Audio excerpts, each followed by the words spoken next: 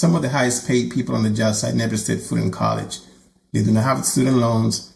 They do not have a fancy degree. They have a skill. They have a license. They have experience. And they know how to do the work that most people either cannot do or do not want to do. But here's the part nobody tells you. Not every trade pays the same, and not every person in the same trade makes the same money. A residential electrician and an industrial electrician can both call themselves electricians, but financially, they can be living two completely different lives. Same thing with welders, same thing with pipe fitters, same thing with HVAC and linemen.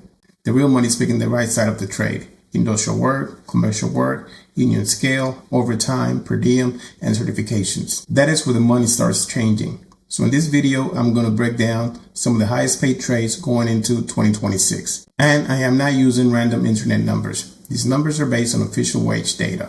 But I am also going to give the real job site version, because the government numbers do not always show what a man can make when he's working overtime, getting per diem, or traveling out of town. So let's get into it. The first trade, elevator mechanics. This is one of the highest paid trades in the country without needing a college degree. The national wage data has elevator mechanics around $100,000 at the median level. And the top earners can clear well over $140,000 a year, depending on location, union scale, overtime, and experience.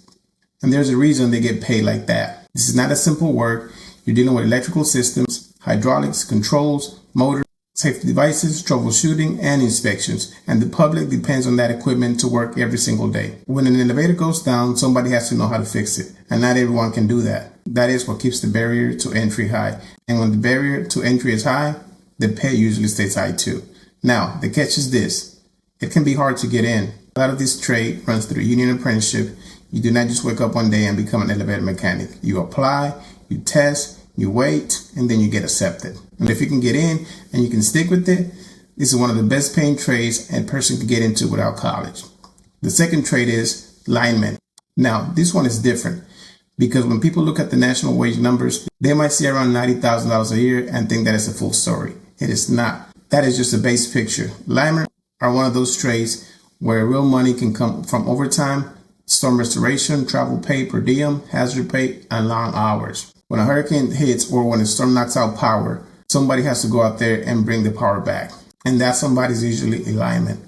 That is where the checks can get serious. You can have 12-hour shift and even 16-hour shift. Back-to-back days, bad weather, muddy roads, broken poles, down lines, people waiting for power. And everybody wants to fix right now. That kind of work pays because it's dangerous. It pays because it is uncomfortable. It pays because it takes skills. And it pays because the work simply cannot wait. Now, I do not want to make it sound easy. This is not easy money. You are working around electricity. You are away from home. You are dealing with storms, heat, cold, wind, rain on long days and hours. But if you are built for it, this is one of the trades where your yearly income can go way beyond the average numbers, especially if you're willing to travel and chase storm work. A regular year might be one number. A storm year without overtime and per diem can be a completely different number. That is why linemen are respected, because when everyone else is going inside, they're the ones heading out. Number 3, industrial electrician. Now, I want to be clear here. When people say electrician, they usually think about houses, light switches, outlets, breaker panel, and residential work. And there's nothing wrong with that. But if we're talking about making real money, you need to understand the difference between residential electrical work and industrial electrical work. Industrial electricians are working in places like refineries, chemical plants, manufacturing facilities, power plant, and data centers. That is a whole different world. You're dealing with motors, controls, switches, instrumentation, high voltage, troubleshooting, lockout, tagout, and PLC systems. Equipment that cannot just stay down all day. When production stops, companies lose money. So they need people who can troubleshoot fast, work safely, and understand complex systems. That is why industrial electricians can make serious money. The national number might not look crazy if you only look at the average, but the average does not tell the whole story. Regular electrician and industrial electrician with PLC experience are not the same thing. The title might sound similar, the paycheck might not be close. And right now, with data centers growing, manufacturing coming back, and industrial sites needing skilled people, this is a strong trade to look at, especially if you're in places like Texas, where industrial work is everywhere. The Gulf Coast is full of opportunity for people who understand industrial electrical work. Number 4, plumber, pipe fitter, and steam fitter. Now, this one hits close to home for me because I have spent years on refineries and petrochemical sites as a safety professional. And I have worked around pipe fitters who are making real money. When people hear plumber, they think about somebody fixing a toilet or working under a sink. And yes, this is part of the trade, but that is not the whole trade. Pipe fitters and steam fitters are working with systems that carry steam, chemicals, fuel, water, gas, and other processed materials. They are reading prints, laying out pipes, cutting, fitting, and bolting flanges, working around pressure, working around heat. One mistake can turn into a serious problem. That skill matters. And in industrial work, especially in refineries, power plants, and chemical plants, that money can get very good. The national wage data might show a middle number around $60,000 a year, but that does not show the full picture, because a pipe fitter working turnarounds and shutdowns with overtime and travel jobs can make way more than that. I have seen it. You get on the right project, you get lots of overtime, you get per diem, you work in 7/12s, and those checks start looking super different. Now again, that money comes with a cost. You might be away from home, you might be living in hotels, you might be working nights, you might be working in the heat, inside units, around cranes, around confined spaces, pressure systems, around equipment that does not care if you are tired. So yes, the money is there, but it's not free money. You have to earn it. Number 5, HVAC technician. But I am not just talking about basic residential HVAC. I'm talking about commercial and industrial HVAC. Because again, specialization is where the money is. Residential HVAC can be a good career, but commercial HVAC is where things start changing. You work in hospitals, office buildings, schools, manufacturing facilities, and data centers. Those places cannot just go without cooling, especially in Texas when it is 100 degrees outside and a chiller goes down, someone has to fix it. And the person who knows how to fix it has leverage. HVAC can also be one of the fastest trades to get started in. Some people go through trade school, some go through community college, some start as helpers and learn the job. But the money comes when you keep stacking skills: chillers, control rooms, building automations, refrigeration, commercial system, troubleshooting. The more complex the system, the more valuable you become. And HVAC has another advantage. The work is not going away. And when customers are hot or cold or losing money, they're willing to pay whatever it takes to get that system running again. So if you're looking for a trade with a practical path and steady demand and business potential later, HVAC is a strong one. Number 6, the boilermaker. This is one of those trades that does not always get talked about by people outside the industrial world. But inside refineries and power plants and heavy industrial sites, boilermakers are respected. They work on boilers, tanks, pressure vessels, heat exchangers, and other equipment. This is physical work, heavy work, hot work. Sometimes you're working in confined spaces where safety matters because the equipment they deal with can be dangerous if it's not done right. A lot of boilermakers' work is tied to outages, shutdowns, and turnarounds.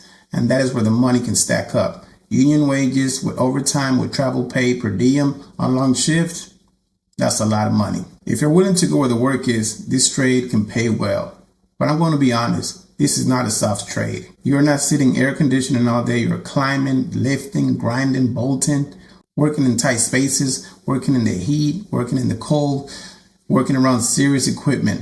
So when people talk about the money, they also need to talk about the wear and tear on your body, because the money is real, but so is the cost on your body. Now let me pause right there and say something important. Do not get caught up only looking at the average wage. This is where a lot of people get confused. National wage numbers are useful, but they do not tell the whole story.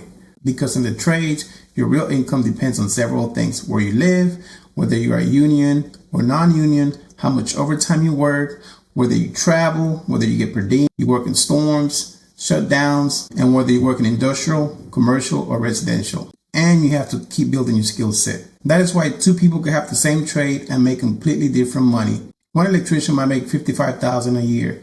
Another electrician might make $130,000 a year. One pipe fitter might work local 40 hours a week.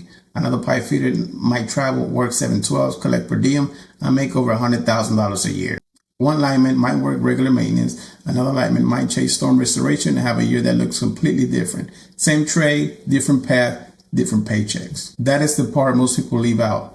And this is why I always tell people, do not just ask what trade pays the most. Ask a better question. What side of the trade pays the most? Because the truth is, the trades can pay well, but they do not pay everybody well automatically. You still have to be strategic. If you want to maximize your income, this is the formula. Pick a trade with demand, learn the skill the right way, get into apprenticeship if you can, go a union if it makes sense in your area, move toward industrial or commercial work, and stack up certifications.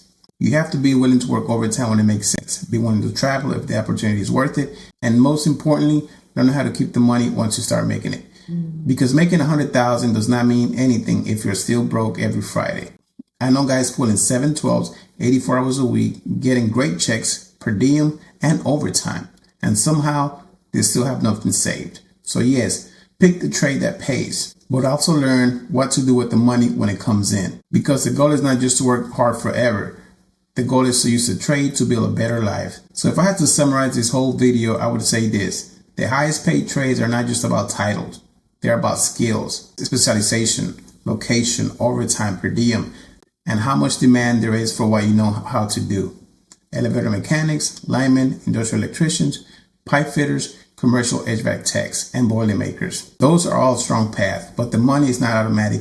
You have to choose the right lane. And if you're young, you are trying to change careers, or you're tired of hearing that college is the only way to make real money, I want you to understand something. There are people in the trades making serious money without a college degree and no college debt. Your skill, sacrifice, and the willingness to work, most people avoid.